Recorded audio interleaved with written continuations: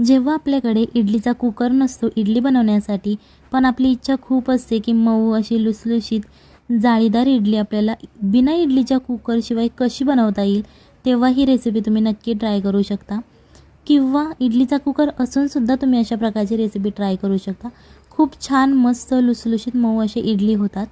ही इडली बनवण्यासाठी सगळ्यात पहिल्यांदा आपल्याला इथे 1 कप दही घ्यायचं आहे। त्याच्यानंतर ते आपल्याला छान असं फेटून घ्यायचं आहे, जेणेकरून यामध्ये ज्या गाठी आहेत त्या फुटल्या पाहिजेत आणि एकदम क्रीमी असं आपलं दही तयार झालं पाहिजे। त्याच्यानंतर यामध्ये आपल्याला 1 वाटी पाणी घालायचं आहे। पाणी जेव्हा आपण या दह्यामध्ये घालतो त्याच्यानंतर ते छान असं फेटून घ्यायचं आहे, जेणेकरून आपल्या इडली अशा फ्लफी अशा तयार होतात।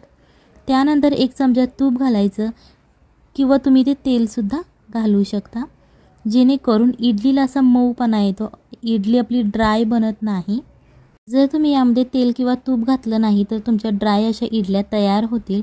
सो त्याच्यासाठी तुम्हाला इथे तेल किंवा तूप वापरायचं आहे। याच्यानंतर इथे आपल्याला 1 कप रवा घ्यायचा आहे।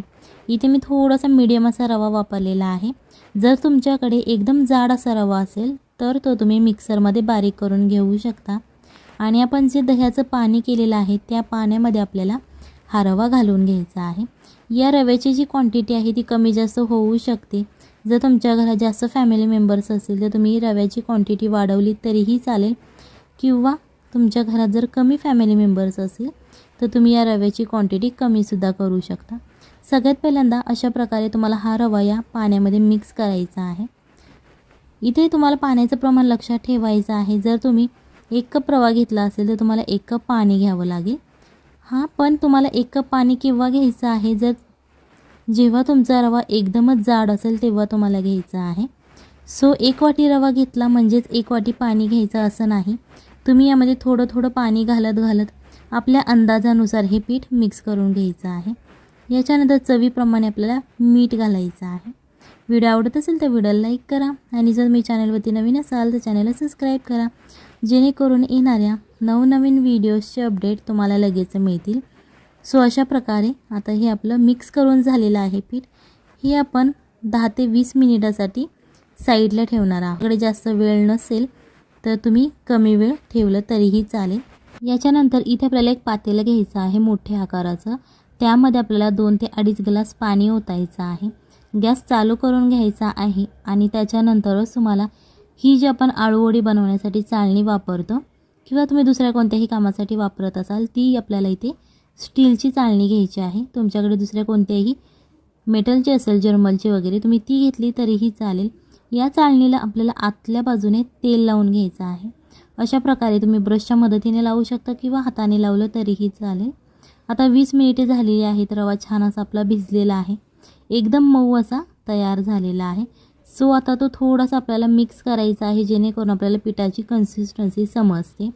त्याच्यानंतर याच्यामध्ये आपल्याला 1 कप गव्हाचं पीठ घ्यायचं आहे। हे जे गव्हाचं पीठ आहे जे आपण रोज चपाती बनवण्यासाठी वापरतो ते हे गव्हाचं पीठ आहे। हे पीठ घालायचं आहे आणि याच्यानंतर ते छान असं मिक्स करायचं आहे। तुम्ही चमच्याच्या मदतीने करू शकता किंवा हाताच्या मदतीने मिक्स केलं तरीही चालेल। पीठ मिक्स करून झाल्यानंतर तुम्हाला दिसत असेल बघा, अशा प्रकारची ही कन्सिस्टन्सी आहे।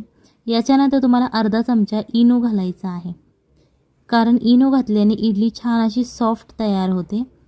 तुमच्याकडे इनो नसेल तुम्ही खायचा सोडा वापरला तरीही चालेल।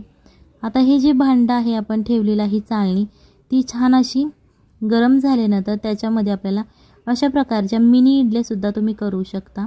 जर तुम्हाला मिनी इडल्या करायच्या नसेल, मोठी करायची असेल तर तुम्ही जास्त पीठ यामध्ये घातलं तरीही चालेल। इथे आपण सगळ्यात पहिल्यांदा मिनी इडल्या बनवणार आहोत, त्याच्यामुळेच इथे आपण छोट्या आकाराच्या इडल्या घातलेल्या आहेत। सो अशा प्रकारे या आपण आता मिनी इडल्या बनवून घेणार आहोत। आणि या जेव्हा मिनी इडल्या तयार होतील त्याच्यानंतर आपण ज्या मोठ्या रेग्युलरवाल्या इडल्या असतात त्या आपण यामध्ये बनवणार आहोत। लहान मुलांसाठी या मिनी इडल्या खूप छान असतात, त्यांना दिसायलाही खूप छान दिसतात त्या आणि लहान मुले आवडीने खातात, किंवा त्यांना अशा नवीन वस्तूंची म्हणजेच पदार्थांची खूप त्यांना आवड असते। नवीन एखादं इंटरेस्टिंग दिसायला छान आणि चवीलाही छान असणाऱ्या गोष्टी त्यांना खूप आवडतात। सो तुम्ही ही रेसिपी एकदा नक्की घरी ट्राय करा, आपल्या फॅमिलीला खाऊ घाला आणि मग मला कमेंटमध्ये सांगा कशी झाली होती। अशा प्रकारे आपण जेवढे यामध्ये आकार आहे, जेवढी जागा आहे त्याप्रमाणे तुम्ही इडल्या घालवू शकता. तुमच्या इच्छेनुसार आहे, कमी जास्त कसंही घालवू शकता. जेव्हा आपल्या इडल्या शिजून होतात त्याच्यानंतर यावरचं झाकण काढायचं आहे. तुम्हाला दिसत असेल अशा प्रकारे तुम्ही टच करून बघू शिजली आहे की नाही. जेव्हा इडली शिजून जाते तेव्हा आपल्याला गॅस बंद करायचा आहे. ह्या ज्या इडल्या आहेत, आता तुम्हाला प्रश्न पडला असेल की ह्या इडल्यात आपण कशा काढायच्या. काढायला काहीच अवघड नाही, अजिबात त्या इडल्या तुटतसुद्धा नाहीत काढताना. अशा प्रकारे सॉफ्ट आणि स्पंज अशा आपल्या इडल्या तयार होतात. ही रेसिपी एकदा नक्की घरी ट्राय करा. हे तुम्ही चटणीबरोबर खाऊ शकता किंवा अशीच कोरडी खाली फ्राय करून तरीही चालेल. अशा प्रकारे छोटंसं असं चमचा घ्यायचा आहे, तुम्ही उलातनं घेऊ शकता आणि त्या उलातण्याच्या मदतीने तुम्हाला या इडल्या काढून घ्यायच्या आहेत. या तुम्ही थंड झाल्यावर सुद्धा काढू शकता, गरम गरम काढल्या तरीही चालतील, काहीच प्रॉब्लेम नाही. फक्त थंड झाल्यानंतर काढा, जेणेकरून तुम्हाला ह्या इडल्या काढताना भाजणार नाही आणि छान अशा सुट्ट्या होतील. गरम गरम थोड्याफार त्या चिकटल्या जातील, कारण नेहमीच्या ज्यासुद्धा आपल्या इडल्या असतात त्यासुद्धा गरम गरम चिकटल्या जातात.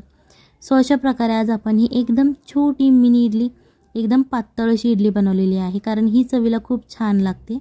ज्या आपण नेहमी नॉर्मल इडल्या खातो त्याच्यापेक्षा ही चवीला खूप छान लागते. सो अशा प्रकारे ही इडली तुम्ही नक्की एकदा ट्राय करा, आपल्या फॅमिलीला खाऊ घाला आणि मग मला कमेंटमध्ये सांगा कशी झाली होती. हे तुम्ही चटणीबरोबर सर्व करू शकता.